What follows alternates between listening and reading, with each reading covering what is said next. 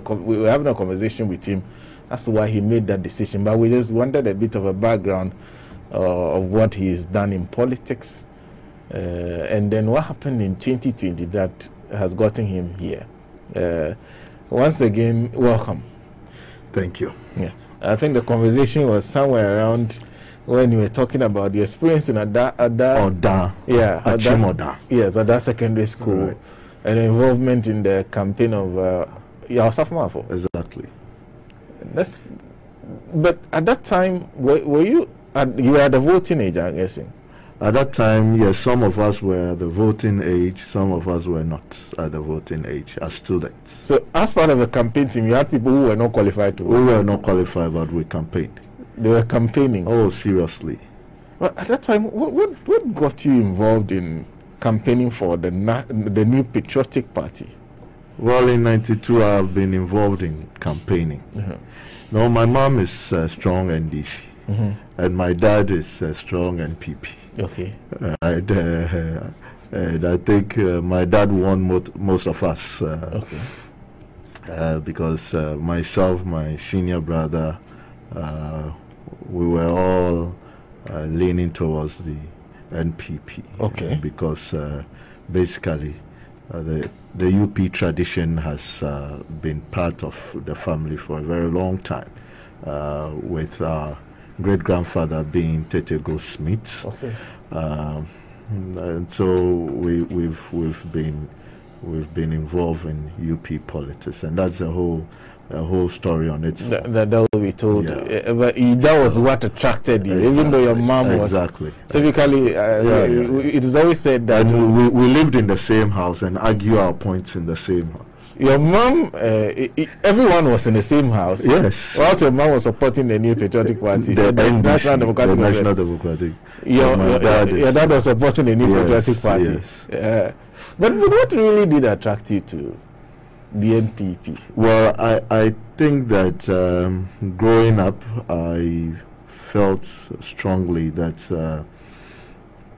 the way to go was the capitalist mindset. Okay.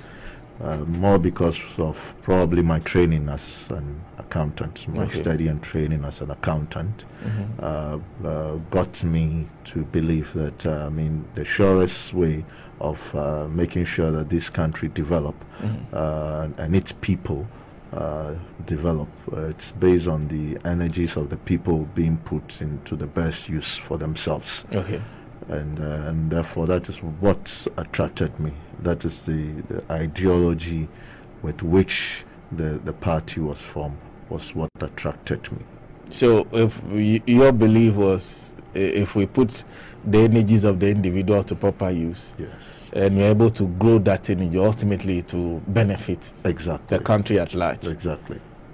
That's quite interesting. But I'll come back to then why you are moving to the national and whether you see any similarities in ideology. But before we do that, let's stay within your time within the New Patriotic Party for a while. You were at some point working with an international auditing agency. Yes. And in those times, were you still actively involved in NPP politics? Yes. And in what capacity? Well, from the back, and I must say that back then I was very close with the late Mrs. Gladys Asma. Okay. Yeah. And that's the party stalwart. Exactly. And so most of the things Mrs. Gladys Asma did whilst in government, some way, somehow, I was involved. Oh, okay. Yes, I in fact was the one who wrote a proposal to the Italian embassy for a facility to be given to Mrs. Gladys Asma, and that was when there was clear signal that there was going to be an oil find in Ghana. I quite remember her contributions towards the oil find that we have, and I think we have not celebrated that woman enough. Okay. Yeah.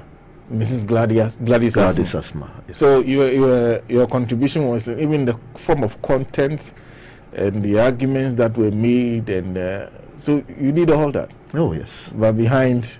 Exactly. So that was one aspect of a contribution. And I'm guessing as whilst you were working with KPF, there was some income that was roaming around that you also... yes. Because that was also part of it. Yes. I think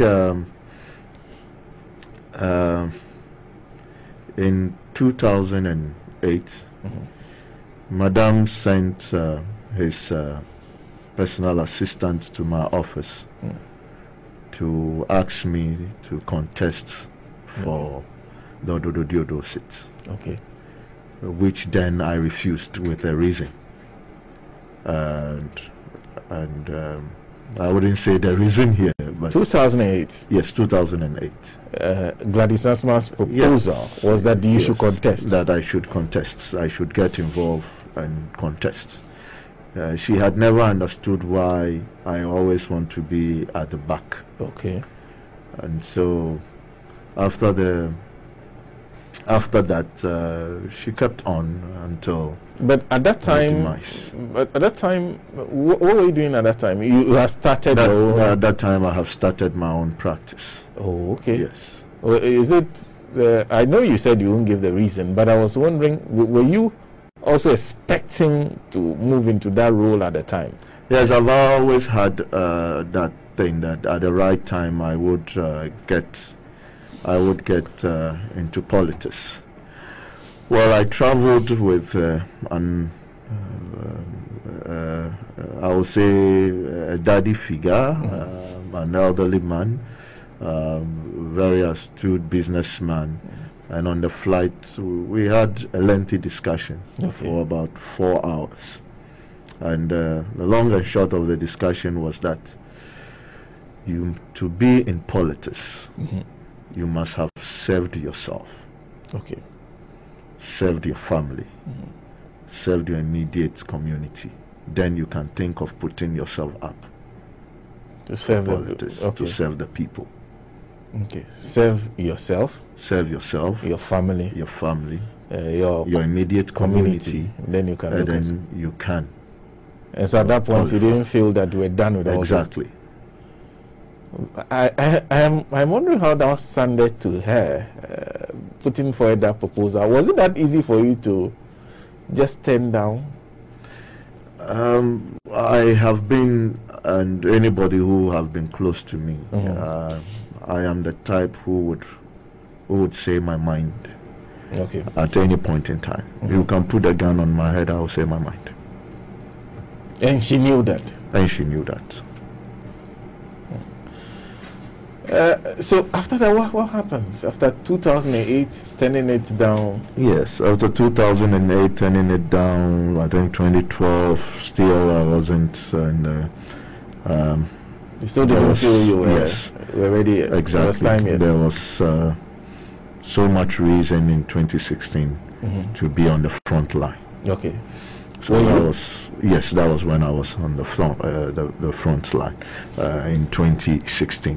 That was when I got really involved, showing my face in the front line. Either two, I have supported this particular constituency, Abrikuma Central, in our politics. I have involved with Amele Tego's campaign and all that because I lived at Kolegono, so we were, in fact, opposite Salad House, there is a place there we call Parliament, so that is where we, the NPP folks, sit to argue out and when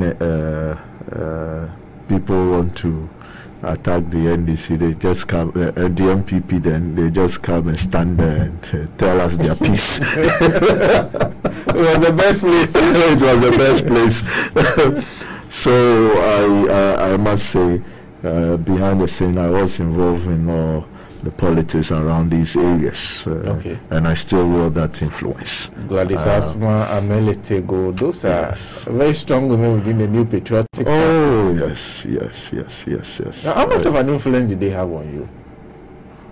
Well, to say that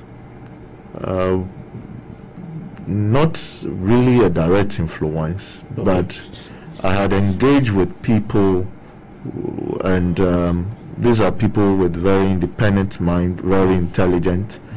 One of our members back then in Kolegono was Chief. The late Chief is passed. We call him Chief. The surname is Sewanu, who had worked as a journalist for several years with the Ghanaian Times.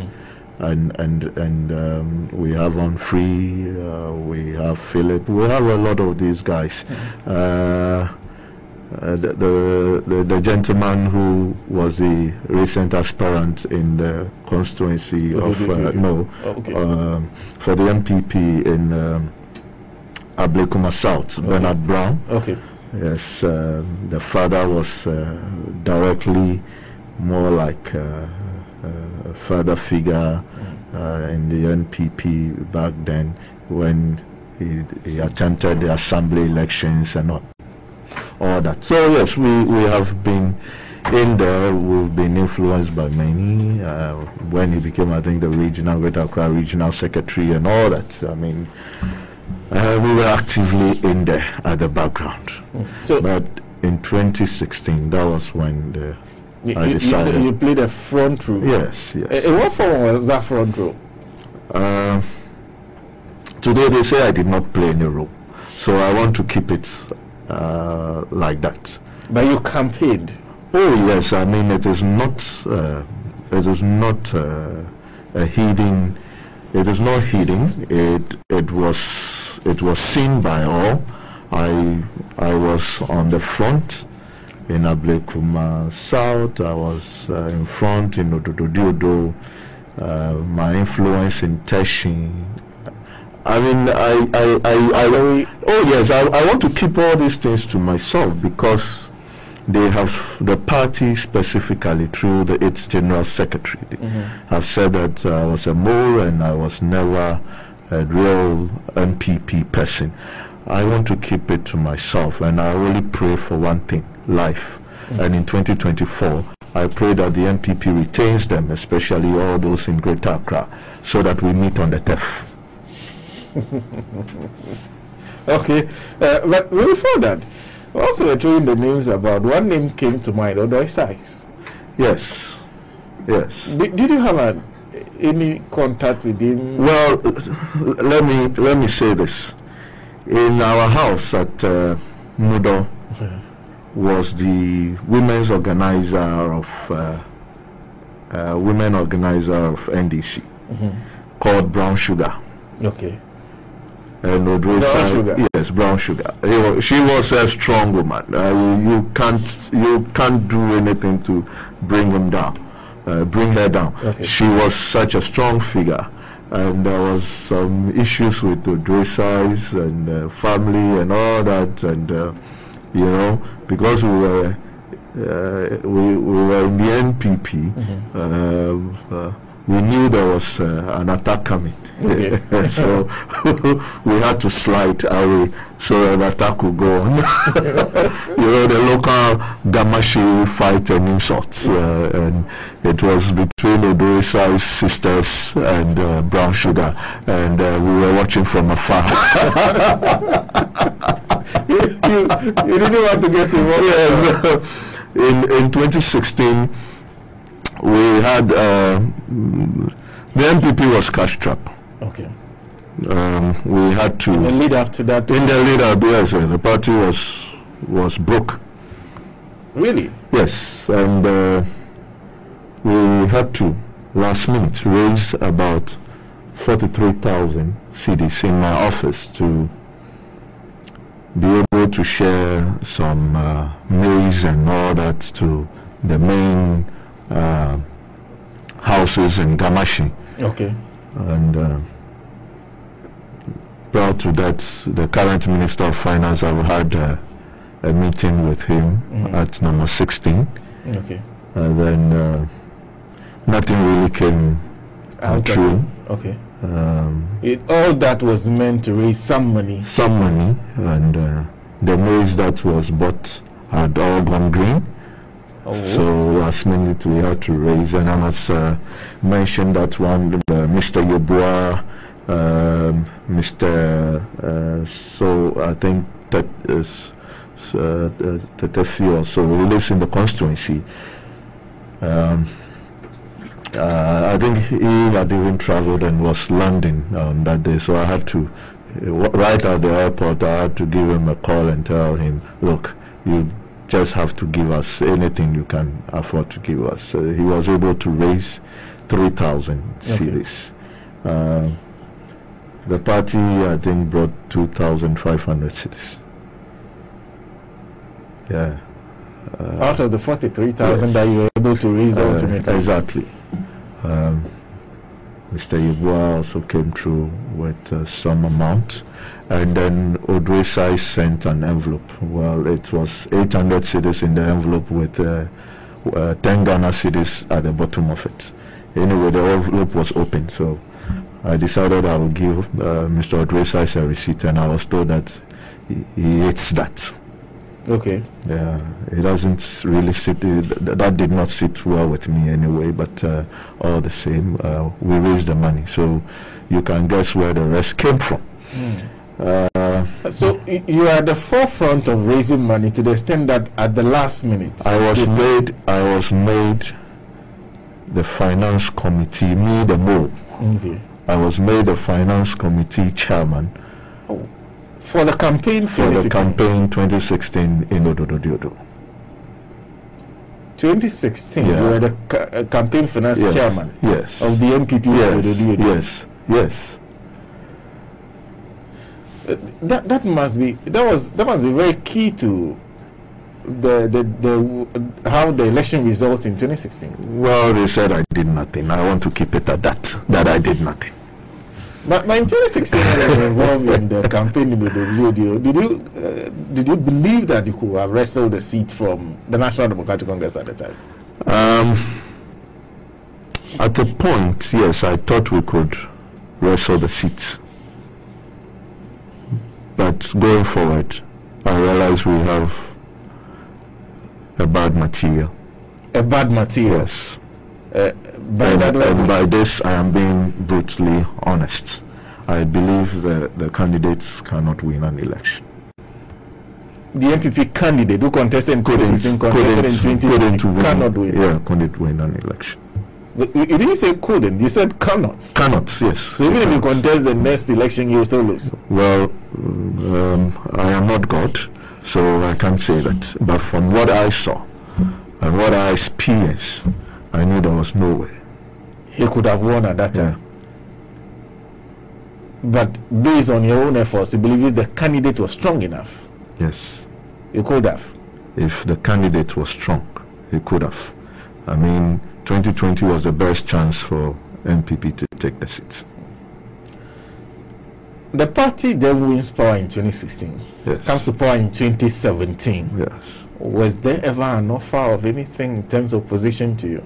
No, there wasn't. You were not interested, or it was just not offered? Well, I wasn't interested. Then the guys started pushing that, hey, go for this, go for the mayorship. I mean, the one being proposed, we don't think can help. You were more involved. You knew who suffered and all that. So, look, put yourself up for it and all that. So I listened, and then I put myself up. And that was like a week before the decision was made. When you say the guys then started, you're talking about members of the party? Members of the party, members of the constituencies. And these were elderly people of the constituency as well. So the members of the party in the constituency knew who you were? Yeah, of course. The contributions you made? Of course. And felt that you deserve to be... Of course.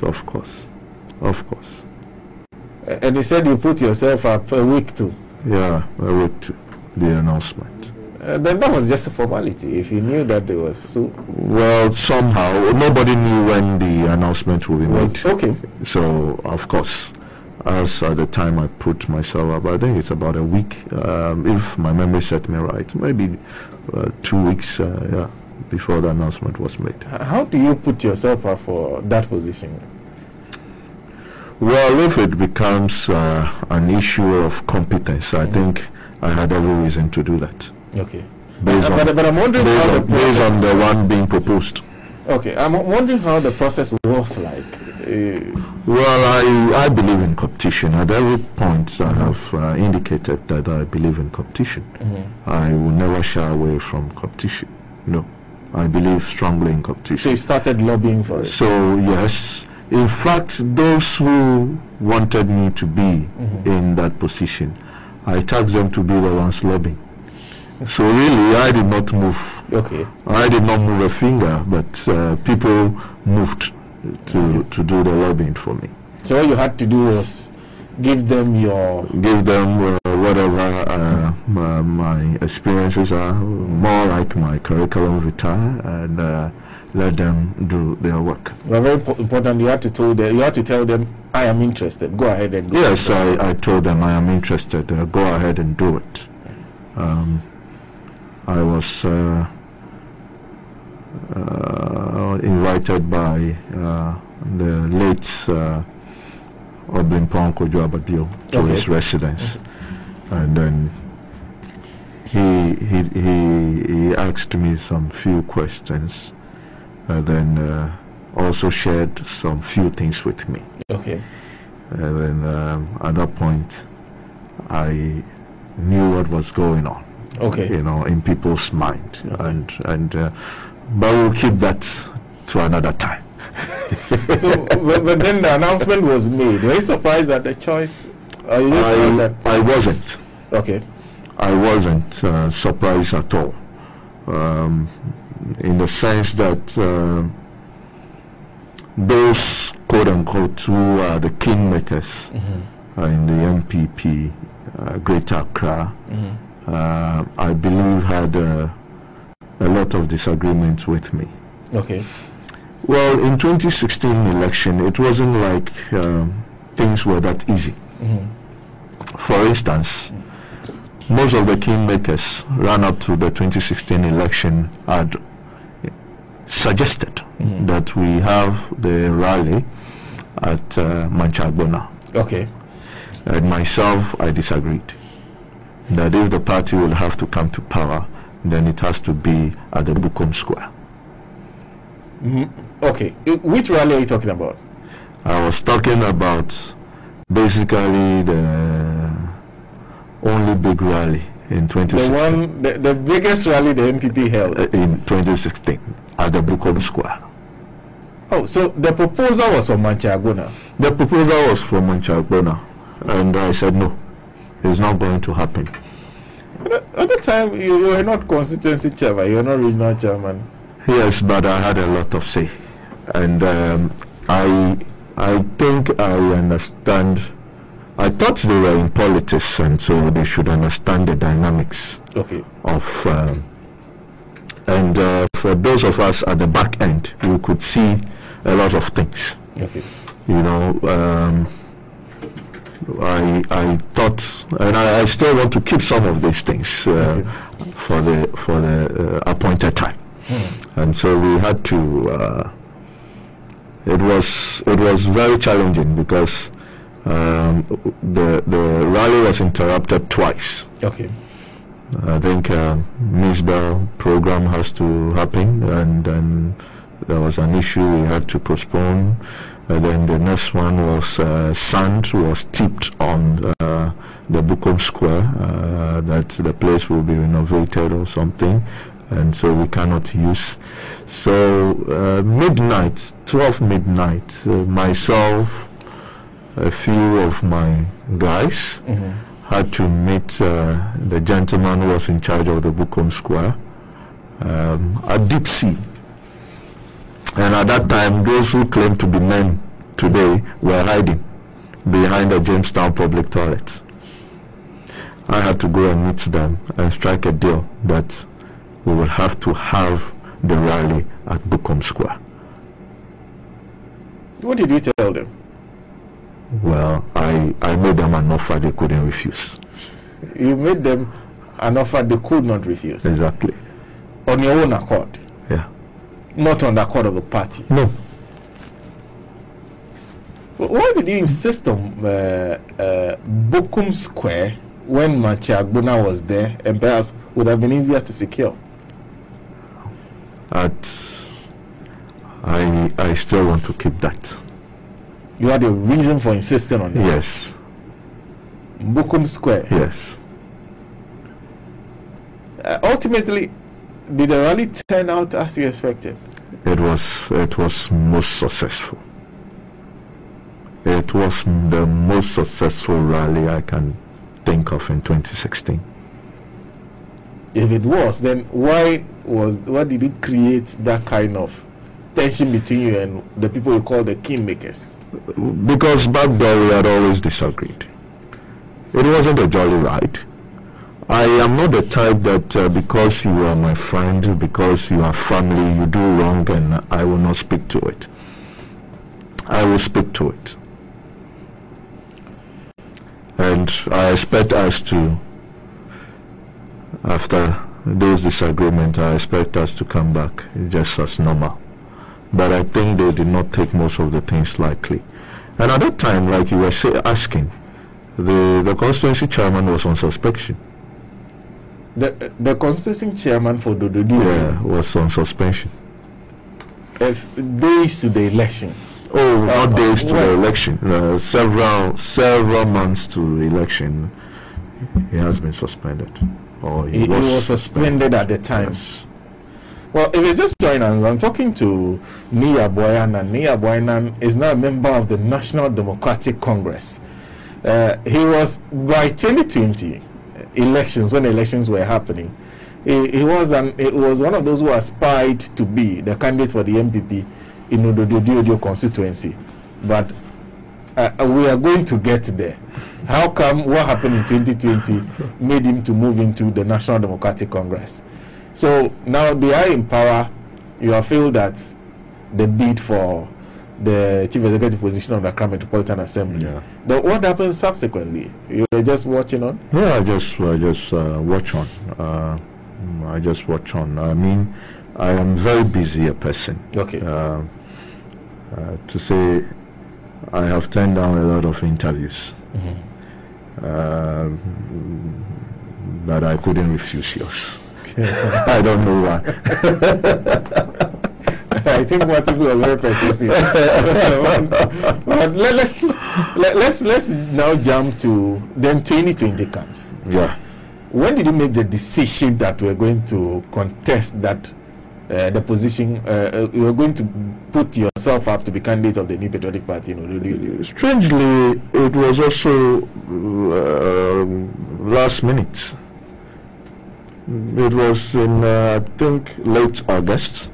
August 2020. Yes, I think it was late August. Was it August? Yes. No, the primaries was I think August 2019. The primaries was in October 2019. I made a decision late August 2019, I think so. Yeah. That is when you made a decision. Yes. What happened then? Well, a lot of people, like the way it happened before, a lot of people had come to me, and one particular day I was in there and I don't know what and how it happened, but it looks like everybody who was involved in the campaign for 2016 election, our security team and all, everybody was in my office. So we numbered over 20 in my office, and they were all insistent that I have to join the race. I told them, look, if I join, you know how these people, one will take it. They don't understand it is competition. And their main reason is that we cannot win the seat if you do not turn up, and you must not fail to try. In fact, the letter that was wrote and shared on social media that I was joining the campaign was not written by me and was not signed by me. So even after that letter had come up, I was still like not sure. I was contemplating and saying, look. So as at the time there was a letter saying that you're joining the contest. Yes, you had not even made up my mind, and people from all walks were. In fact, even before that, I have been offered certain constituencies. Okay. Aside Odododiodio. Yes, because my office is in Adabraka, and I always support whatever the NPP does in that's in that constituency. So until 2020, I have always supported them. So a lot of people that had come to me to take up the mantle there, and some were saying, come here, come here. There were a lot of offers, but I refused all. With the reason that if I must serve my people. In Odododiodio. So that was always the place where you knew if I decided to. Exactly. So people walk into your office and they all come to you. Yes. They come and say that you should be in if we are to win. Yes. But you said you also felt that at that point in time, you think that those who had already announced their presence were not ready for competition. Yes, of course. But I took the decision when they started physical attacks on our own people. NPP members were being attacked? Yes, other aspirants. Okay. In fact, the only MP the NPP has produced within the constituency was attacked and pushed out of Akwe's house. Had he expressed interest in contesting? Oh yes, he had then expressed interest, and that was what made me took that decision that okay, I would contest. Let's see if I'm also thrown out or attacked. And so you put yourself up. Yes. And then what happens? Well, I put myself up, and then well, they tried their stuff. They tried everything. But at that point, I wanted to show them that politics is not about violence. Politics is not about a dictatorship. Politics is not about insults. It is bigger than that. It is about the idealism that you have. It is about the brain work and the brain power, and not what they think politics is. So you wanted to make a point too? Yes, and I made the point. Because I was the last entry, everything was done. I must say that legally I campaigned for basically a week.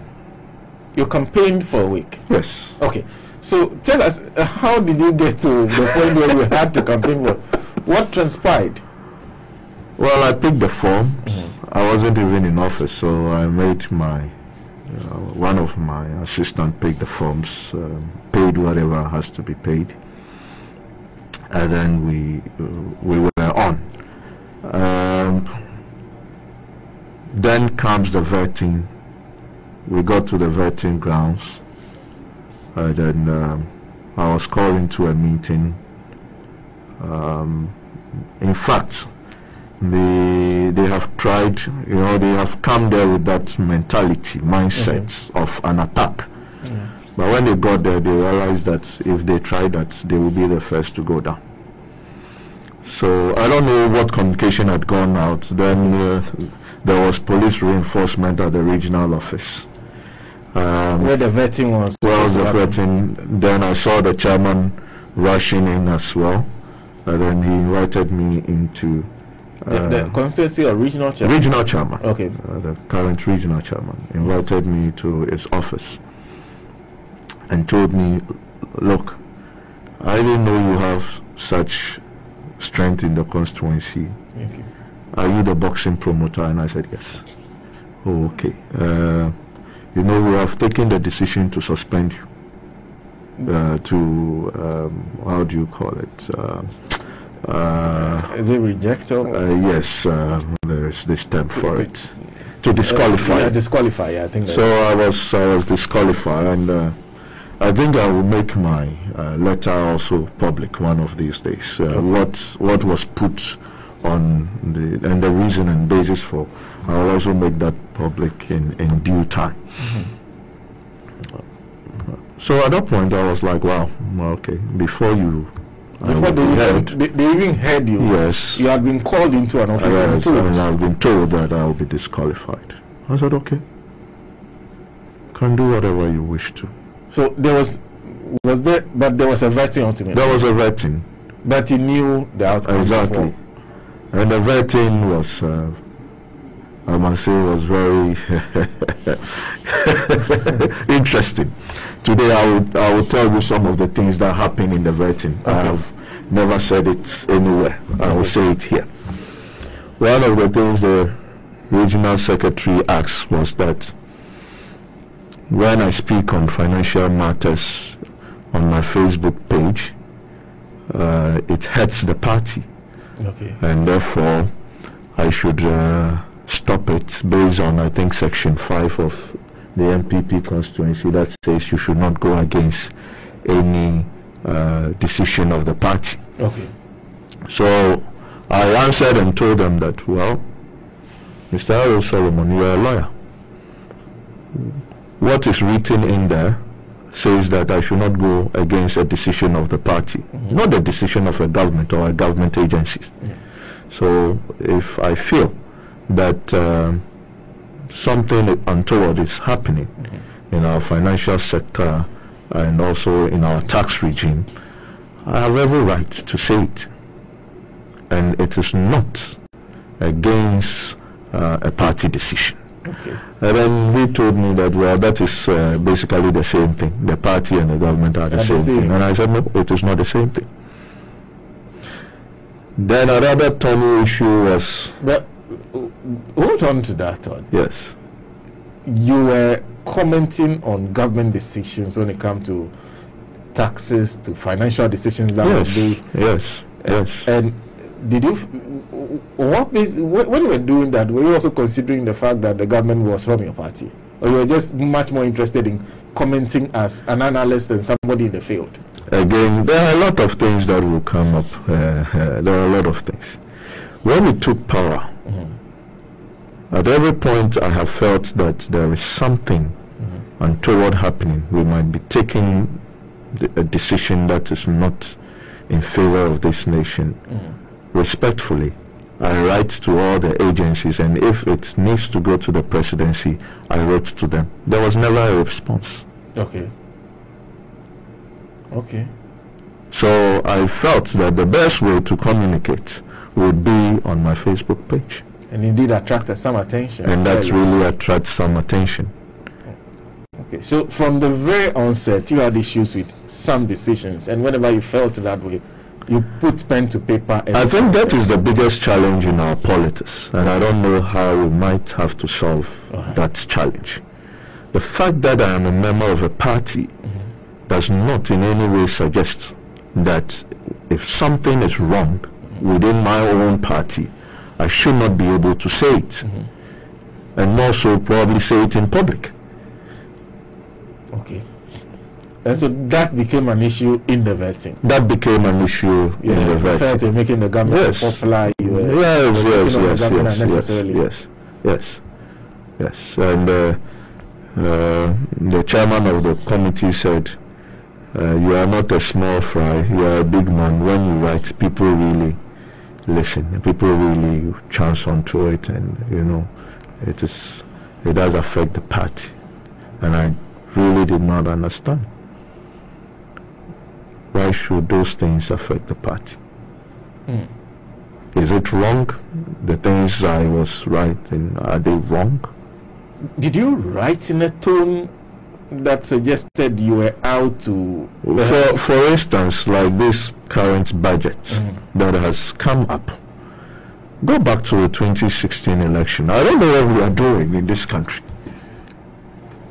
When we claim we are taking off the financial services VAT and all sort of nuisance taxes just to free the private sector to grind and grow this country.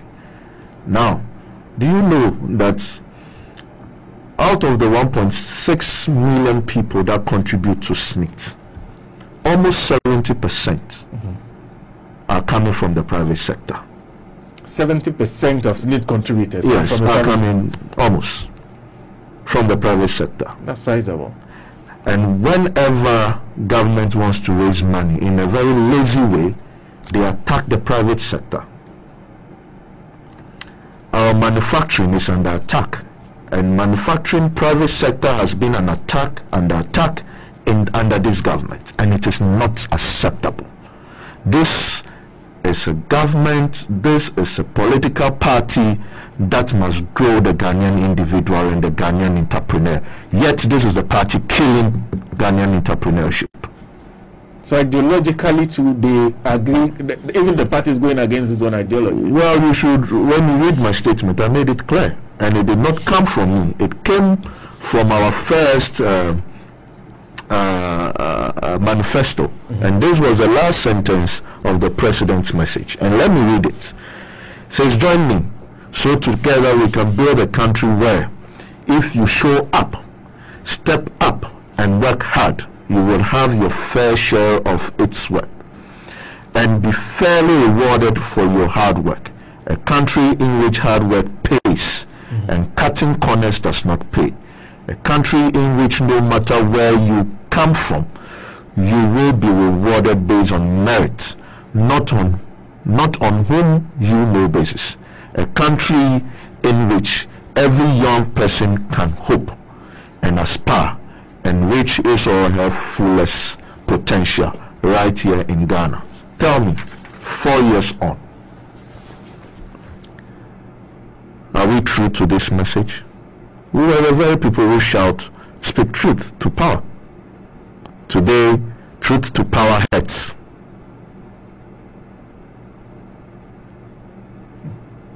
And you experienced that? Yes. At the vetting? Yes. So that was a major reason for which they said they had intended, they planned to disqualify you. No. Or there were several other things? No, it was the reason upon which I was disqualified was because of my passport. I was asked for my passport, I pulled it out. Then after looking at the passport for some few minutes, they said, but you had traveled before this passport. I said, yes, I have traveled. And then they said, okay, then let us have the old passport. So I was disqualified on the basis that I did not produce my old passport. I don't know which rule. No. So they ask you for your passport. Yes. So you produce I produced my recent valid passport. Okay. And I have never had that practice where I attach passport, especially when there is no current currency in the visas on the old passport. Okay. So I never do that. Okay. And so I just showed up with my current passport. Okay. And then that was it. I said, oh, we know you have traveled before, so bring your old passport. So So the commentary on the letter was that I might be hiding an information in my old passport. I don't know. But did they ask you any question that suggested that there was something in a old passport that they needed to find? No, not at all. All they asked for was a passport. Yes, bring my old, not my valid passport, my old expired passport. Yeah, well, that's it. And that was the basis for that was the basis for my disqualification. Okay, so then what happens? Did you let it go? Well, it came up to the national level, the National Review Committee. I think the day it was headed by Mr. Kwame Adokufo. Okay. So I showed up with my old passport. He looked at it, he flipped the pages, and then we never really spoke about the passport. Just looked at my CV and asked me if I did achieve all this here. Then I said yes. I never stayed outside. I said no. Then he repeats the question again. You mean you achieve everything you have written here, right here in Ghana? I said yes. The only time I've been outside are all for visit purposes or relaxation. I've never stayed outside. Never. And that was it. We had a few chats about the constituency. Less than 5 minutes, I was off. And that was like a week to the election. Okay. So you go out there to campaign and you are told, oh, but you are disqualified. Oh. Okay. So by the time when they had decided to perhaps attend the disqualification, the constituency was all full of the fact that you have been disqualified. Oh, of course. So everybody... Of course. I mean, that is... In fact, I will mention the name. After all this and was set to go into the 2020 elections, the regional organizer paid me a visit. Prince Obin paid me a visit in my office, and we were talking, and he said, oh, but you know that is mafiaism.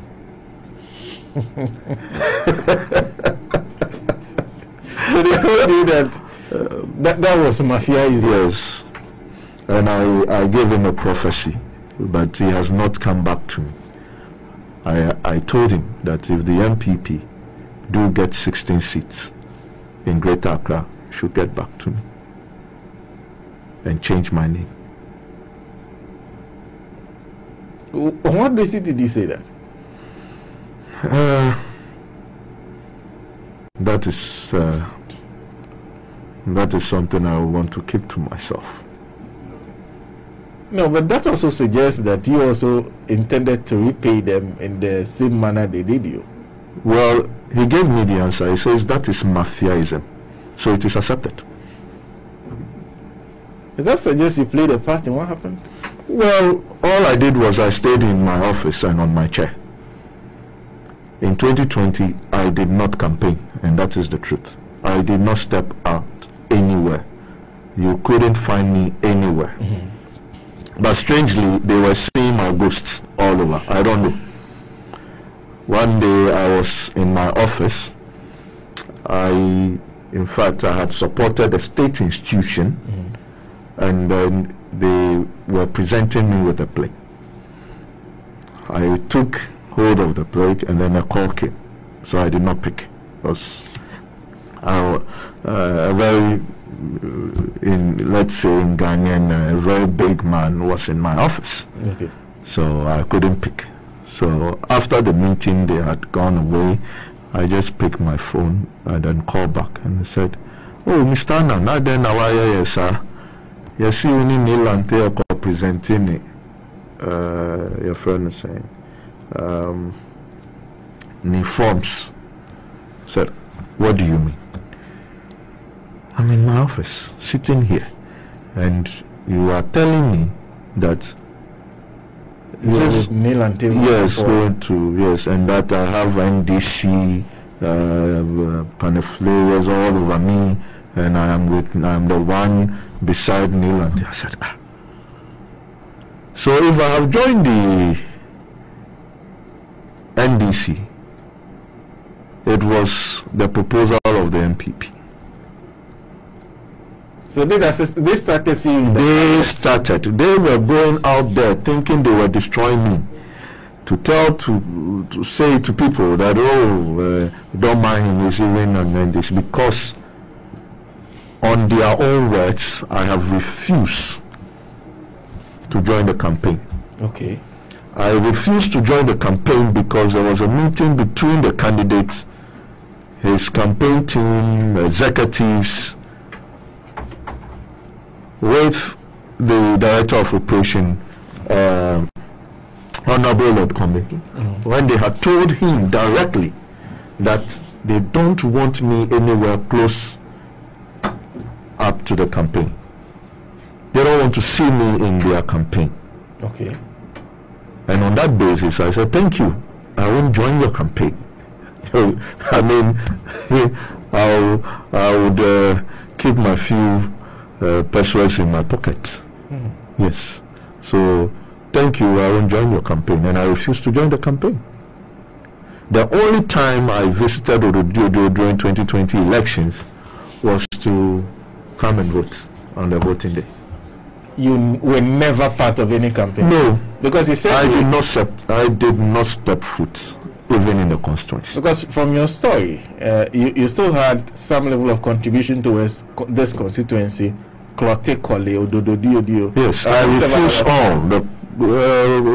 Some executives of Clote Kole came to my office, and then I showed them the disqualification letter from this thing, which they had written, the party had written, that I had suggested that I have supported this party, but there was no evidence that I supported this party ever.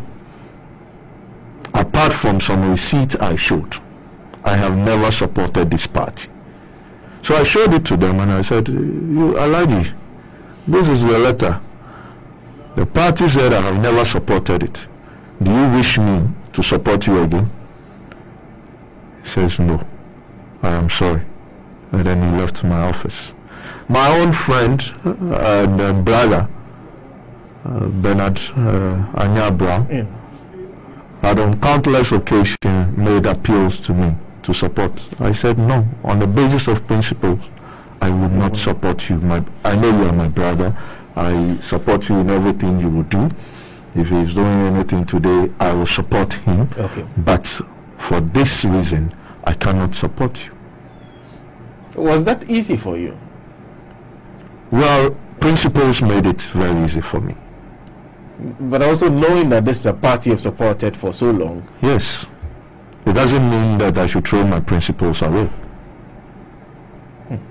But I wanted that story of the 1 week to the election, you jump in, and then you're moving on, you're meeting delegates, I guess. Yeah. And the story was... you meet delegates, you tell them whatever you tell them, and one person gets up and say, oh, but you are disqualified, so what are you even wasting your time for? Was there no letter overturning the disqualification that you could have used at the time? No, that was before it was lifted. After it was lifted, it was made public, and then the statement of polls came out. I was in there and all that. So yes, people knew, but at that time it was quite so they had actually already predicted the number I would get. And you got that? Well, when the counts started, I was the last on the ballot, so my ballot papers was counted last. When my count reached 200, I started waving my white handkerchief. They didn't expect you to get that far. Oh, of course. They had boldly said it everywhere. Now, how difficult was it trying to keep up in 1 week? Oh, it wasn't difficult. In fact, it wasn't difficult at all. It wasn't. I think that is about what politics is all about. I mean, it is about relationship. It's about how you bond with people. I know what was going on. I know those who were supposed to conduct the elections were then even campaigning and sending money. Some of the money came to my own people.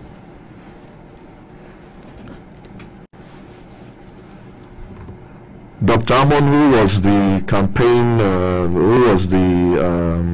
the director of elections, the director of elections or something for whatever, was calling people, don't vote for Mr. Annan. I'm sending you Momo, 500 goes to, So it was like a situation where the EC chairperson was the one who was calling with. Oh, everything. You know what? Right up to the election, there was supposed to be, we needed to have a meeting, and I thought that this meeting was more about an election, so it should be held in the EC's office. Okay. But instead, they insisted that it should be held at the police commander's office. And at that point, some agreements were tabled. Midday into the election, I think they got scared. They got scared, really scared.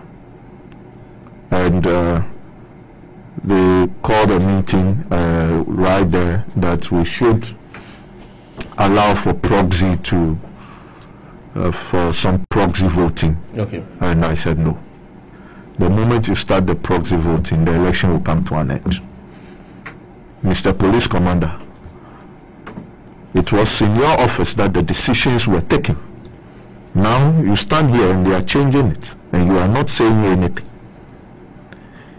And on that note, if anybody, proxy voter, puts a ballot in there, the election will come to an end. So I insisted, I stood on my grounds, and the proxy did not happen. Okay. A lot of stuff happened. They realized in the morning that they were going down, and then they had to carry Ghana Must Go, a full one. And so that one, you see it physically going. I said, yes, that's right. I understand that I said.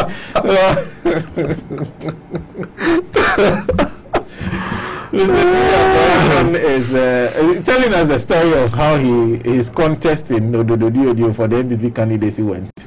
Yeah. But we had already jumped a few back to the campaign period and what happened. Yeah. When did you make the decision to be an NDC member? Well, like I said, principles are principles. If I helped you, and you go out there and say to the whole world that he has never helped me, even if he did, it was insignificant. Nothing happened. Okay. He was a mole. It was that. It was that. You were called a mole. Oh yes, I've been called a mole on national TV by the General Secretary, who, when he was going to contest for the regional secretaryship, came to my office with one Mr. Yeno from this very constituency. Why did he come to my office? That was not the only time he came to my office. He came to my office on several occasions before the regional election. He came to the office of a mole to do what? He should tell the whole world what he came to do in my office. A mole from where? I don't know. Maybe they can answer that question. He will not just come to the office. When I am not in the office, I sit around the constituency, around Mamplobi. Yeah. He will chase me up there and come and meet me. Why was he doing that? He didn't know at that time that I was a mole. So the same person who had been at your office several times, now want to say, he should tell the whole world what he comes to do in my office, run up to his elections. I will not say it. He should be bold enough to say it.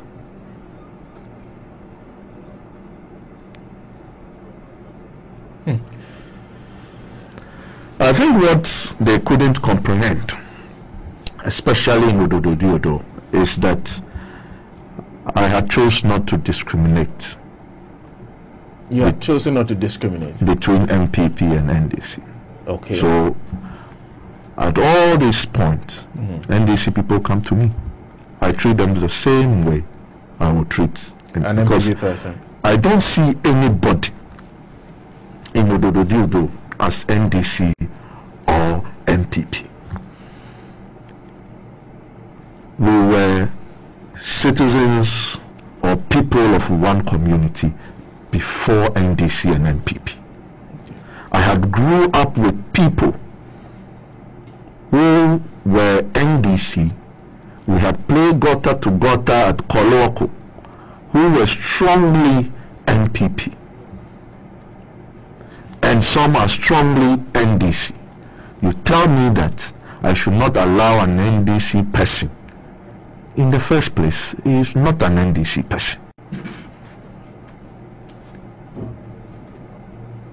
We have all been residents, we have all been Gans, we have all been one people, no matter where you are coming from in Odododiodio. And I prefer to see everybody in that light than to see people with their political choices as a point of discrimination. Okay. Okay. And that is what annoyed the NPP the more. Okay. In fact, at one time, there was one of my supporters, a lady, who opened a spot. And the opening ceremony, he had invited me. Honorable Nii Yarboi was, I think, passing, because the NDC office is just around the same place. And he pulled over and said, men of your near. Today is the day you are doing your thing. Oh, okay, then let me join you. He was in the company of some of his boys. He got there, and they were going to sit at another table. I said, oh, let's all sit together. Within 5 minutes of Mr. Nii Yarboi sitting down, calls were coming. They say you are having a meeting with the NDC and you are planning something with the all sort of calls. In fact, what do you expect? Now look at it. When you go to likes of Akwesidaya or whatever, do you see people,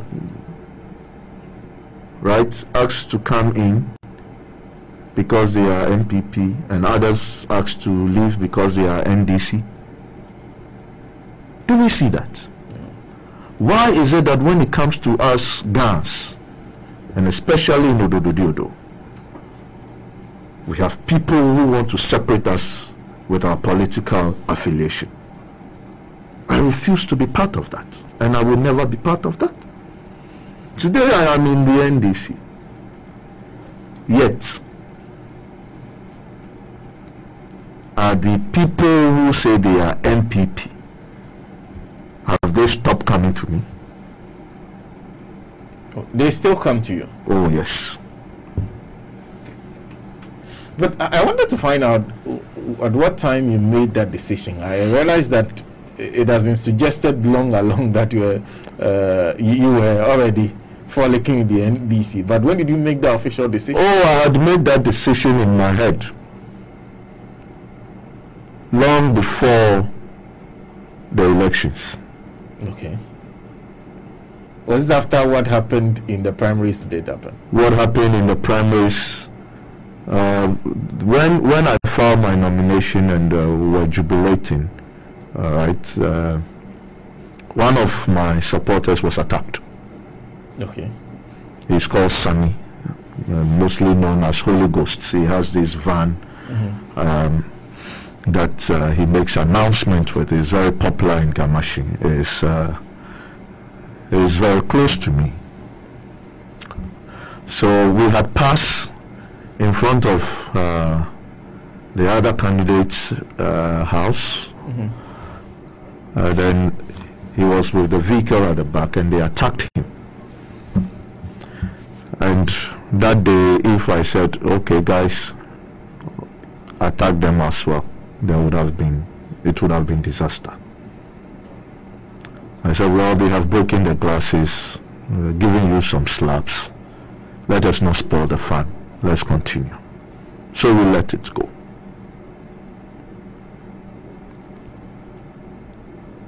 The boy was making an announcement within the area.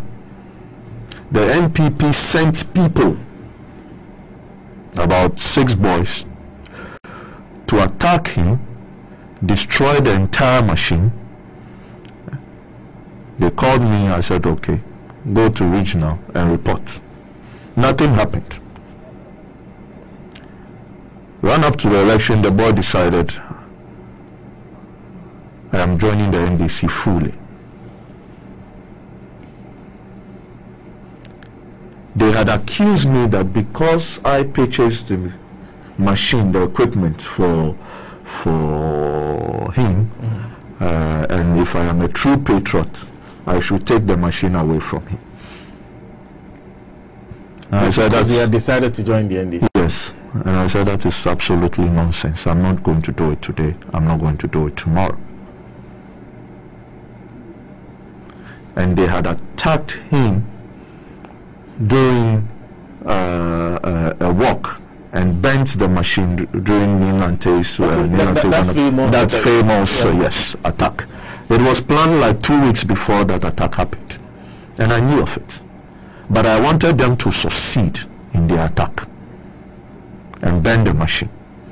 And when they bent the machine, they saw a resurrection of the machine. And that is why the machine is called the Holy Ghost. You can't kill it. So he still has, he has a machine. Yes. He has another one. Yes, he has another one. Is it resurrected by you? It was resurrected. It will resurrect as many times you kill the Holy Ghost. The Holy Ghost will yes, it will resurrect. So I'm looking at a press statement, this one that you delivered. Yes. When did you hold this press conference? That was some few weeks back. I think that was about 5 weeks ago.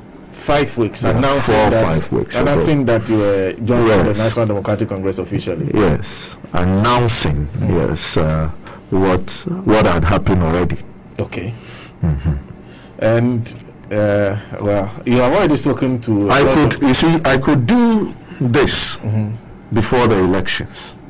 I had taken the steps already, but I did not do it, and I did not join the campaign because I want them to lose, to realize that without me joining the NDC, they will still lose. Okay. But you had taken the decision. Oh, I've taken the decision already. Okay. So I knew you had problems with the New Patriotic Party, though. But I recall what former President Kufuor said. Yes. About being a veranda boy in a party in power as against being general secretary of a party in opposition and everything. I know you had your difficulties with the NPP and everything, but to a lot of people, why would you join a party in opposition? I have a lot of respect for His Excellency President Kufuor, but I disagree. You disagree with Yes. If the principles for which the party was founded is being destroyed, and you are a veranda boy, and you speak to it, and you are being attacked, you are better living and stepping up and speaking truth to it. We will not shield truth under any circumstances. And I don't think the former president was telling us that hide truth, hide good principles, and because of what he would gain, keep quiet and shut up. That is not democracy, respectfully. Now, I said I reserved a question about your principles, the ideology which you believed in, the capitalist ideology. Yeah. The NDC is much more tilted to the left. Then how do you justify that? Because in terms of ideology, you're shifting altogether. Well, how do you justify a party that calls itself a capitalist party? And ever since we got into power, we've taken only socialist stance. NAPCO, free SHS. Name them. Every policy we have taken so far, majority, are not capitalist-minded policies. Justify that. then I will tell you that in today's politics, it is about goodwill, good reasoning, and people you can coexist with peacefully for the development of our people. Goodwill, good reasoning, and people you can coexist with. Exactly. For the development of our people. Exactly. And I believe you find that in the NDC. Exactly. You've been an NDC member for 5 weeks, I'm guessing. Yes. And so far, how is it? Oh, it's been wonderful. It's been overwhelming. The reception has been so good. In fact, I'm still in my honeymoon. I'm enjoying. But I just whilst we land on this interview, I think you made a statement a bit earlier on. That's profound. You're saying that since this government walked into power, there has been an attack on the private sector. Yes. And I'm guessing you're talking about because there's a lot of talk about the manner in which even the financial issue was dealt with, the taxes that have been thrown at them every time, and many other, including even the current budget that they have put forward. Is that budget a continuation of that attack? Yes, it's actually gives the superstructure to the foundation of the attack. A superstructure to the foundation of the attack. The foundation was the last 4 years. Okay. This budget is a superstructure on the attack of the private sector. I think it is about time that when we are putting people in government, we should put people who have dirtied themselves in entrepreneurship, and not find gentlemen from school to work, and then they become, they are put in all sorts of positions. They don't know what goes on in the private sector. They don't understand it. They have killed every initiative of the private sector. Yet, this is a party that was formed on the backs of the private sector. So where did we go wrong to get here?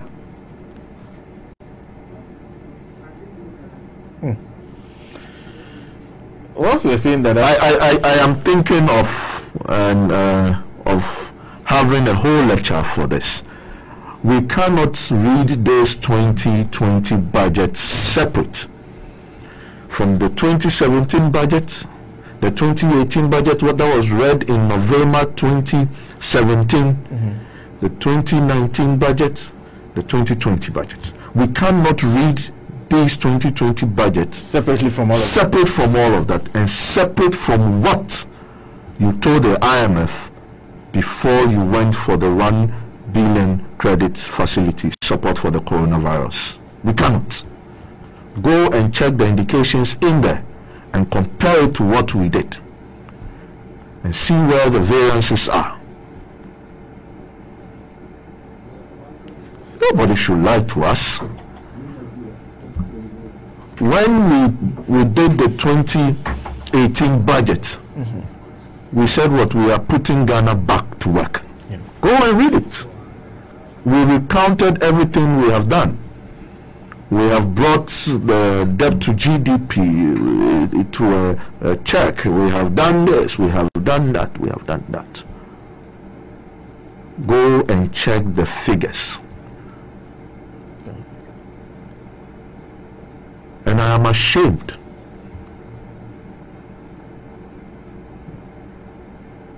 I am ashamed because of the very things we did say ran up to the 2016 elections and what we are doing now. I guess we have to have a, if you decide to do that lecture or you do not do it, I would like to host you specially on the issue of the economy. That will have to be a separate interview. Maybe we can use this platform. Yes. Let's see. Yes. So we have to find a way of arranging that.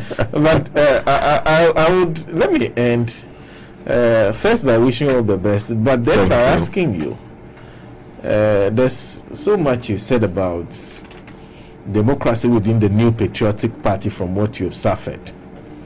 And then there's also the issue of holding government accountable.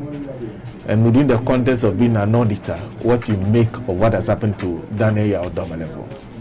who was the Auditor General, perhaps who was trying to do exactly some of the things we were raising in those write-up that drew some attention, that got some attention during your vetting. Yeah. What do you make of it, and should we be worried about the way public funds are handled under this government? Yes, everybody should be. It is not just about this government. We should all be gatekeepers at any point in time. You know, if it crashes not only on their heads, but on all of us. If this nation should one day crash, it is a responsibility of every citizen to point out the wrongs. And we need to get angry enough to tell whoever is in charge that, hey, you are taking the wrong decisions. You have taken the wrong directions. They cannot be wiser than all of us. And that is what everybody serving in government must understand. Look at what is happening today.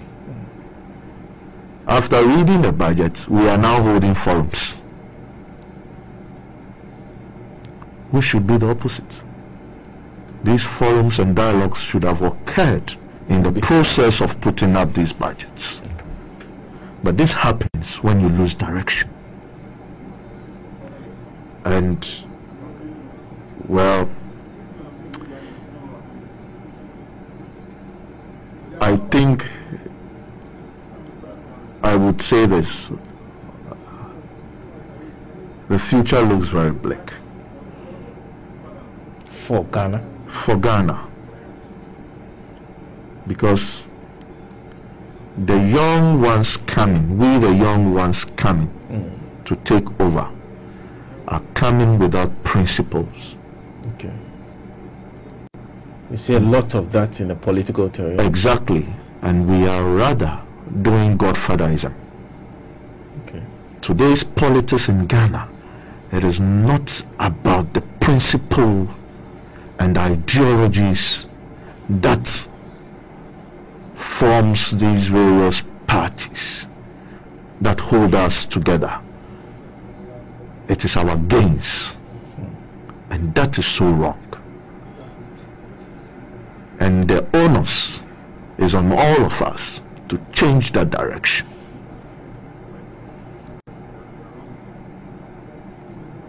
I think that it is true this country is wealthy. But what we have done is to kill the initiative of its people with wrong policies, vindictiveness, pure hatred. And that is why we find ourselves where we find ourselves. If there should be hope, that should change. And that change must happen with us, the youth. Thank you. Thank you. Thank you too. By the way, what happened to your followers, your supporters within the New Patriotic Party that you are so committed to? Only one? I believe they are all with me. You believe they are all with you? Absolutely. Have a lot of them also defected at the same time we did? Oh, you know, they had a meeting and said nobody had followed me. Okay. And so I am just praying with time all these things will be made, would manifest itself, and then we would see. I want them to keep fooling themselves that nobody joined me, and of course I am alone. But when the day comes, I will not be alone. You used to have the ambition of leading Odododiodio. I have that question coming up severally, and I told people, yes, I have the ambition of leading Odododiodio.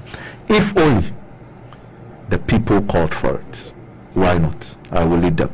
If the people haven't called for it, if the people have not seen any qualities in me, why should I force myself on them? I won't. It's like you are going to propose to a lady and you say, accept me by force. You know, you would have to do one or two things, and the lady will say, wow, that's a nice gentleman. Charlie, I'm waiting for this guy. And then you hit at the right time, and then afa.